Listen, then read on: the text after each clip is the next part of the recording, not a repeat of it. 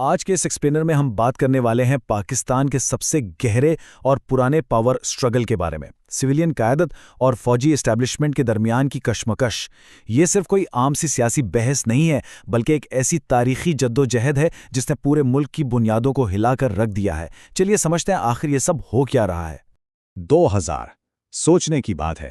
9 مئی کو جب سابق وزیر اعظم عمران خان کو اچانک گرفتار کیا گیا تو ملک بھر میں جو ہنگامے پھوٹے اس میں 2000 سے زیادہ لوگ حراست میں لیے گئے۔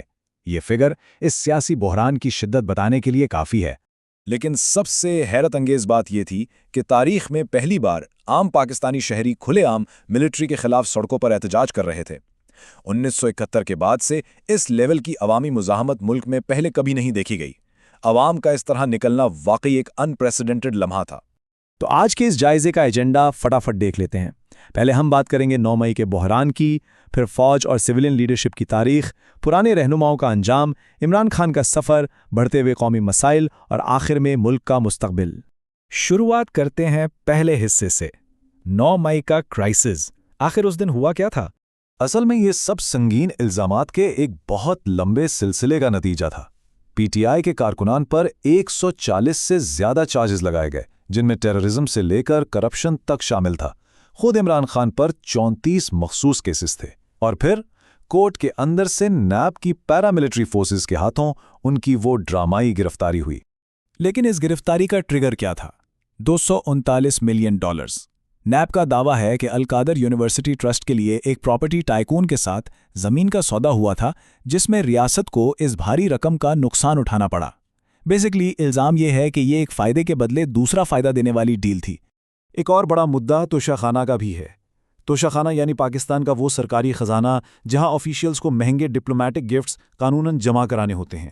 عدالتوں نے فیصلہ دیا کہ عمران خان نے ان تحفوں کی فروخت پر حکام کو گمراہ کیا، جس پر انہیں عارضی طور پر نااہل قرار دے دیا گیا۔ خیر، اس موجودہ صورتحال کو ٹھیک سے سمجھنے کے لیے تھوڑا تاریخ میں پیچھے چلتے ہیں۔ حصہ 2، ملٹری اور سویلین ہسٹری۔ اگر ہم اپنا موازنہ کریں تو فرق صاف نظر آتا ہے۔ انڈیا نے اپنے پہلے عام انتخابات 1991 میں ہی کروا لیے تھے، لیکن پاکستان کو اپنے پہلے جنرل الیکشن کے لیے 1970 تک کا لمبا انتظار کرنا پڑا۔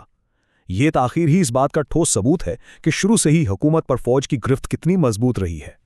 حقیقت یہ ہے کہ وہاں فوج صرف سرحدوں کی حفاظت تک محدود نہیں ہے۔ کہا جاتا ہے کہ وہ پاکستان کی سب سے بڑی ملٹری ہونے کے ساتھ ساتھ ملک کی سب سے بڑی کارپوریشن بھی ہے۔ ان کا نیٹ ورک اور اثر و رسوخ عام سویلین بزنسز اور انڈسٹریز میں کافی گہرائی تک پھیلا ہوا ہے۔ اب آتے ہیں تیسرے حصے کی طرف، رہنماؤں کا زوال۔ جب بھی کسی پرائم منسٹر نے اس اسٹیبلشمنٹ کی طاقت کو چیلنج کیا تو کیا نتیجہ نکلا؟ جواب تاریخ ہمیں 4 کامیاب فوجی بغاوتوں یعنی کوز کی شکل میں دیتی ہے۔ 1953، 58، 77 اور پھر 99۔ ان کوز نے بار بار ملک میں سویلین رول قائم ہونے کی کوششوں کو درہم برہم کیا ہے۔ اور جو مقبول سویلین لیڈرز تھے جنہوں نے ٹکر لی، ان کا انجام واقعی کافی دردناک رہا۔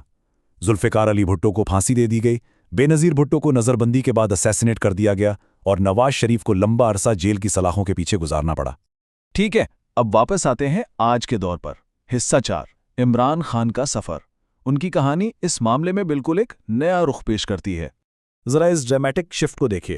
2018 میں عمران خان وزیر اعظم بنتے ہیں اور مبینہ طور پر انہیں ملٹری کی فل سپورٹ حاصل تھی، لیکن صرف 4 سال بعد 2022 میں انہیں عدم اعتماد کے ووٹ کے ذریعے ہٹا دیا گیا، اور اسی سال ان پر ایک قاتلانہ حملہ بھی ہوتا ہے، ایک کمپلیٹ 180 ڈگری ٹرن۔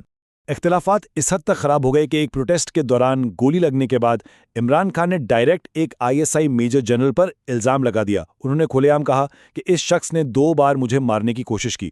اب اسٹیبلشمنٹ اور خان صاحب کے درمیان یہ جنگ بالکل اوپن ہو چکی تھی۔ لیکن یہ سب سیاسی اتھل پتھل ایک اکیلے ویکیوم میں نہیں ہو رہی۔ حصہ 5، کمپاؤنڈنگ نیشنل کرائسس۔ ملک کی معیشت ایک شدید بحران کا شکار ہے۔ مہنگائی کی شرح 30% تک پہنچ چکی ہے۔ عام لوگوں کے لیے روزمرہ کی زندگی اور 2 وقت کی روٹی افورڈ کرنا اس وقت تکلیف دہ حد تک مشکل ہو گیا ہے۔ مسائل صرف اکانومی تک محدود نہیں ہیں۔ ایک طرف IMF بیل آؤٹ کی شدید ضرورت، تو دوسری طرف سیکیورٹی کا بحران۔ ایک مسجد میں دردناک دھماکہ ہوتا ہے جس میں 60 سے زیادہ جانیں جاتی ہیں، بلوچستان میں ٹیرر اٹیکس بڑھ رہے ہیں، اور ان سب کے بیچ عوام کو چپ کرانے کے لیے اسٹیٹ کی طرف سے انٹرنیٹ بلیک آؤٹس۔ ملک ایک ساتھ کئی محاذوں پر دلدل میں پھنسا ہوا ہے۔ آخری حصہ دا فیوچر. ان سب حالات اور پریشرز کے بعد پاکستان آخر کس طرف جا رہا ہے؟ 12 مئی کو حالات تھوڑے سے نارمل ضرور ہوئے جب سپریم کورٹ نے عمران خان کی گرفتاری کو غیر قانونی قرار دے کر انہیں بیل دے دی. غصے سے بھرے احتجاج وقتی طور پر جشن میں تبدیل ہو گئے. لیکن یہ سکون شاید کسی نئے طوفان سے پہلے کی خاموشی ہے، کیونکہ اب راستے دو ہی بچتے ہیں. آپشن اے، شیڈیولڈ سویلین الیکشنز، جہاں ماہرین مانتے ہیں کہ اگر فیئر الیکشنز ہوئے تو عمران خان کی پارٹی بھاری اکثریت سے سویپ کر سکتی ہے. یا پھر آپشن بی، پاکستان کی تاریخ کی 5ویں فوجی بغاوت، ایک اور ملٹری کو. لیکن یہاں ایک ٹویسٹ ہے. عمران خان کی مقبولیت، وہ صرف ایک سیاستدان نہیں ہیں بلکہ ایک قومی آئیکن ہے جنہوں نے ملک کو کرکٹ ورلڈ کپ جتوایا ہے. اس ان میچڈ لیول کی پاپولیرٹی کی وجہ سے انہیں ماضی کے کسی بھی سویلین لیڈر کی طرح دبانا ملٹری کے لیے کہیں زیادہ بڑا اور خطرناک رسک ہے. تو آخر میں سوال وہی کھڑا ہے، کیا تاریخ واقعی خود کو دہرائے گی اور ملک ایک اور ملٹری کو دیکھے گا، یا اس مرتبہ اس شدید عوامی مزاحمت کی بدولت سویلین انتخابات اپنا راستہ بنا لیں گے؟ کہانی ایک ایسے نازک موڑ پر کھڑی ہے جہاں آنے والا وقت ہی پاکستان کی اس سب سے بڑی تاریخی کشمکش کا آخری فیصلہ کرے گا.